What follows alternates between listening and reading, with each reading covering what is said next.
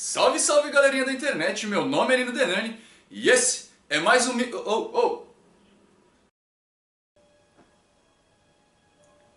E esse é mais um vídeo meu aqui na internet. É isso aí galera, mais um vídeo do Nino Denani aqui no canal do Artfolk na internet. E antes de começar eu já peço logo pra vocês, clique em joinha, se inscreve no canal, porque isso dá uma força brutal pra gente continuar gravando, beleza?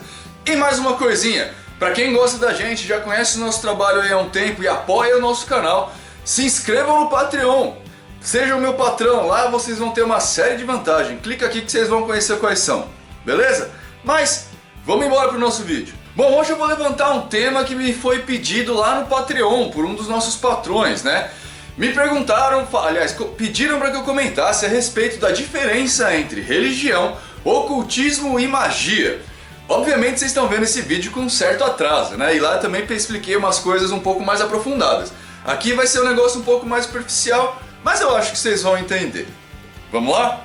Pega papel e caneta que o vídeo de hoje vai ser bem bacana. Bom, pra quem já me viu falando a respeito de religião que eu faço nesse vídeo aqui, ó, que eu tentei explicar a respeito do que se Umbanda é religião ou não, por causa de um processo que estava acontecendo lá na época, que um juiz, acho que do Rio de Janeiro, se eu não me engano, falou que a gente não pode considerar a Umbanda religião porque a Umbanda não tem livro sagrado. Dá uma olhadinha lá rapidinha. Depois vocês voltam pra cá pra gente explicar um pouquinho melhor isso. Bom, quando a gente tenta escapar um pouquinho da definição do dicionário, mas sem esquecê-la, entretanto, a gente começa a ver que religião é uma coisa que tenta te ligar o ser humano a uma espécie de divindade ou um conceito de divindade qualquer, e daí muitas pessoas falam que vem o religare, que daí saiu religião, mas além disso também uma coisa que a religião faz com a gente é estabelecer dogmas, por menores que eles sejam, mesmo que o dogma não tenha nenhum dogma. A religião ela estabelece regras que são geralmente muito ambíguas ou muito abertas, né? Você pode interpretar essas regras da sua forma particular e essas regras, a observância dessas regras, o segmento dessas regras é que vão te fazer se ligar ao divino. Mais ou menos como um juiz de futebol, tá ligado? Se você segue as regras do futebol e o juiz tá tudo bem com você, a tendência é que você se mantenha com a bola. Ou seja, né, se você tá dentro de uma religião, você tem que seguir os dogmas dessa religião para encontrar a sua realidade, a sua divindade, né, a sua realidade pós-morte, né? E isso me faz traçar algumas perguntas para vocês. Saca só, se você está inserido no seio de uma determinada religião, essa religião tem uma série de práticas aí, que eu estou chamando de dogmas, para que você encontre a divindade, se você olha para o seu amigo do lado e vê que ele não faz as mesmas coisas do que você consegue conceber que ele também irá para o paraíso, ou seja lá, o estado metafísico que você entende? Um exemplo bem claro pra gente entender aqui, pra gente compreender o que está acontecendo, tá? Todas as religiões, hoje em dia, pelo menos os evangélicos mais cabrestados, né? Mas a maioria das religiões, elas tendem a ser um pouco mais ecumênicas, ou seja, elas toleram que outras religiões aconteçam, concorda? A Umbanda, que vocês, a maioria dos que visitam aqui, estão inseridos, é uma dessas religiões. Elas falam assim, eu não tenho nada contra o cristão, nada contra o católico, nada contra o budista, nada contra o evangélico. Alguns cristãos católicos também fazem a mesma coisa. Olha, eu não tenho nada contra o bandista, nada contra o espírita, nada contra ninguém. Mas vamos pegar um pouquinho mais dentro desse cerne religioso pra gente entender o que eu tô tentando falar. A partir do momento que você se torna um cristão católico, por exemplo, católico apostólico romano, certo? E você tem lá o seu livro base, a Bíblia, né? Então você tem uma série de interpretações que advieram. Eu não sei se essa palavra existe.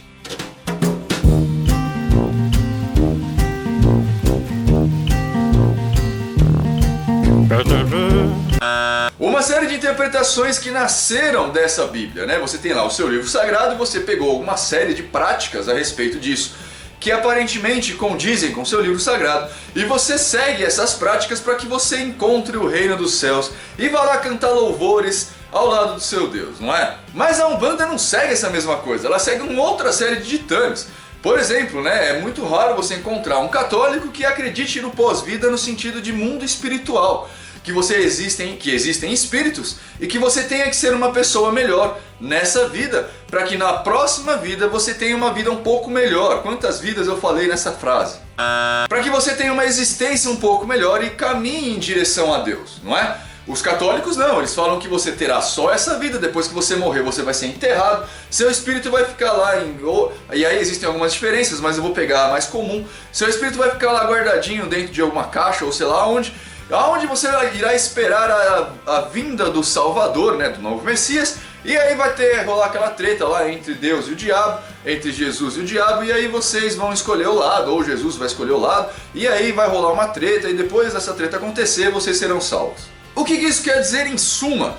Em suma que para os cristãos católicos apostólicos romanos chegarem ao céu, vocês cristãos, só precisam observar o cumprimento dos mandamentos da Igreja Católica Apostólica Romana, que aí pode falar que veio de Deus ou não, mas estão lá nos 10 mandamentos e talvez nos 7 pecados capitais ou nos 7 crimes capitais que vão fazer você cometer os 10 mandamentos. Se você é um bandista, entretanto, você tem que observar algumas coisas que são diferentes. Por exemplo, o culto aos orixás, dependendo da sua vertente de Umbanda, né? Cultuar os seus antepassados, cultuar a Deus, ser uma pessoa melhor, enfim.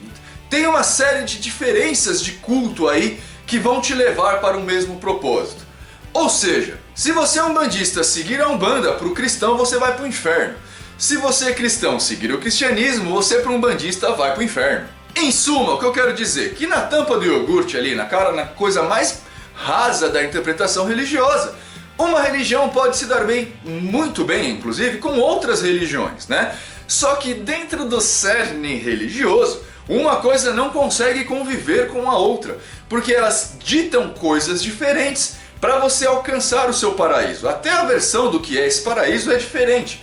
Então você não consegue, no fundo, para os religiosos praticantes, né? Cristãos praticantes e umbandistas praticantes, evangélicos praticantes, atuantes no seu meio, é muito difícil você observar que uma outra religião vai te levar para o mesmo lugar. Porque se a outra religião te leva para o mesmo lugar, qual é o ímpeto que você terá para fazer a sua religião, para seguir a sua religião? Por que a sua religião existe?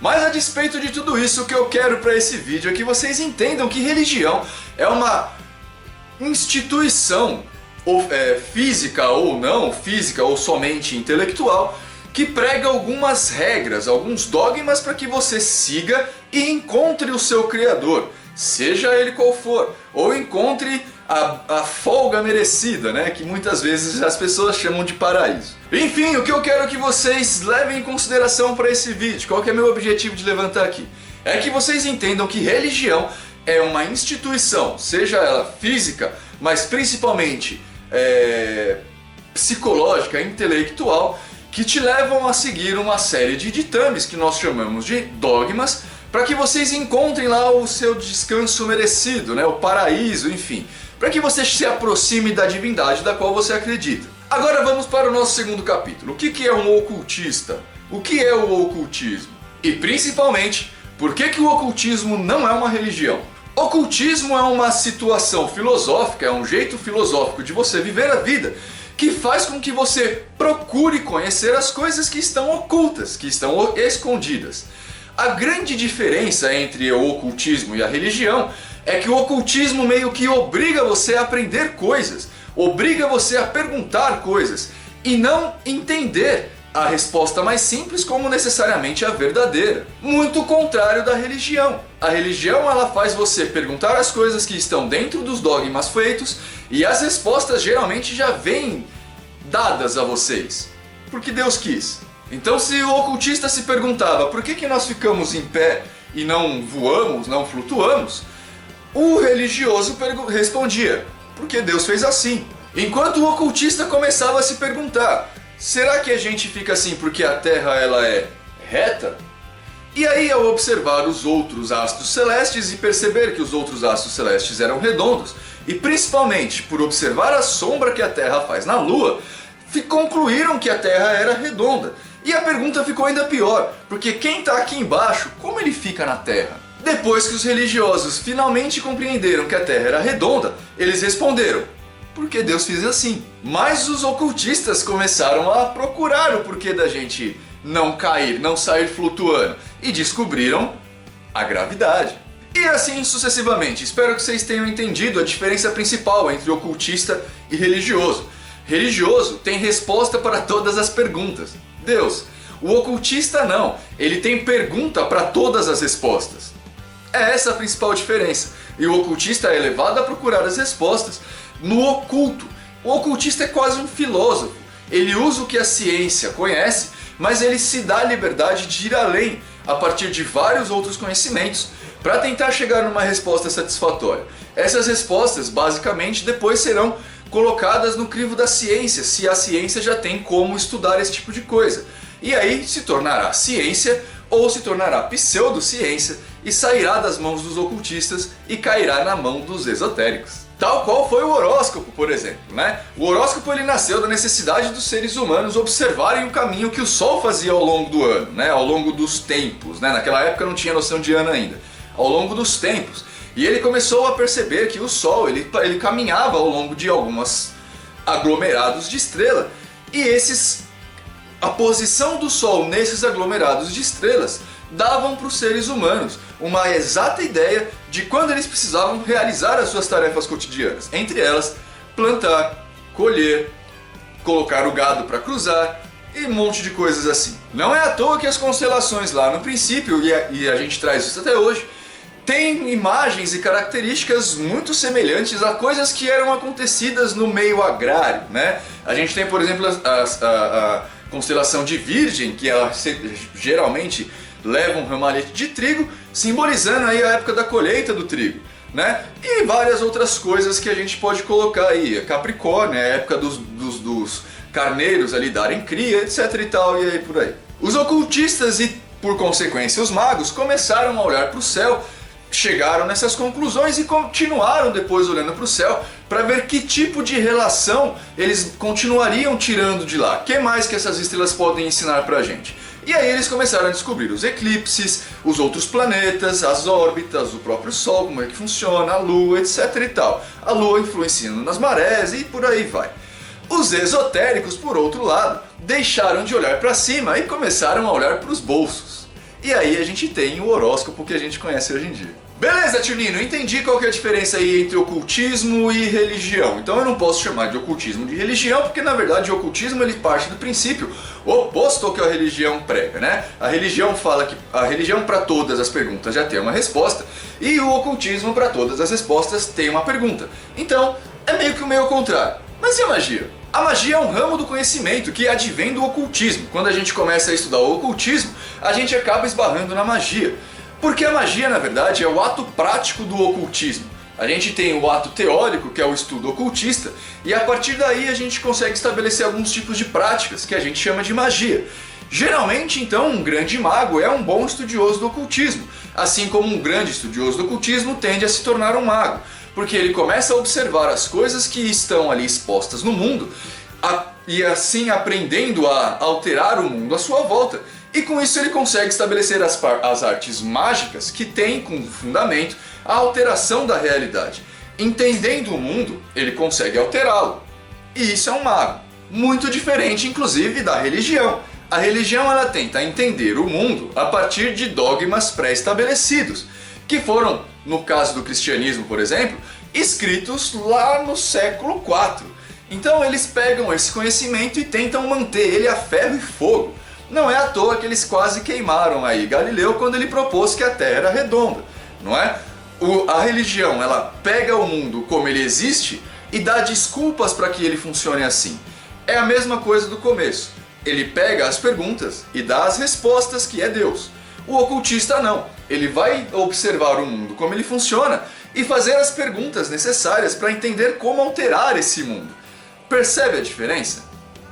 É por isso que eu aqui comecei como um bandista, todo mundo aqui que me visita há um tempo já sabe, mas ao longo do tempo eu não conseguia mais me adequar ao status de um bandista. Assim como a casa de assistência espiritual que eu frequento, a gente não consegue mais se colocar abaixo de uma religião, porque a gente não consegue mais suportar a história de que Deus é a resposta para tudo. a gente sempre tende a procurar as respostas para essas questões. E isso é inclusive inculcado na cabeça de quem nos visita, né? A gente fala que para você conseguir tal coisa, você precisa se conhecer primeiro. Se conhecer é uma forma de estudar, porque a partir do momento que você se conhece, você começa a estabelecer paralelos e conhecer o mundo à sua volta. E isso não é religioso. Isso é, antes de tudo, ocultista. E a partir daí, já que a gente faz o estudo ocultista e a gente tem uma parte prática, a nossa prática não consegue ser chamada de umbanda, assim como não consegue ser chamada de religião. Nossa prática é magia. Bom, galera, espero que vocês tenham gostado do vídeo. Como eu disse, esse vídeo foi pedido lá pelos patrõezinhos lá no Patreon. Se você quiser também se inscrever no Patreon para ajudar a gente, o link vai estar aqui enquanto eu faço esse tchau, esse bye para vocês. Não se esqueçam, se vocês não fizeram ainda, de se inscrever no canal, isso dá uma força gigante pra gente. Também clique em joinha, espalhe o vídeo aí pelas redes sociais, porque isso dá um super apoio pra gente. Lembrando que esse vídeo, o assunto está explanado de forma muito mais complexa lá no Patreon para quem é patrão, tá? É o vídeo de segundo, um vídeo que é exclusivo para patrões. Então, se vocês se tornarem patrões, vocês vão ver esse vídeo de uma forma bem mais ampla lá. Beleza? E eu, então, espero que vocês tenham uma ótima semana. Aguardem a sexta-feira aí com mais um conto do meia-noite e até a próxima.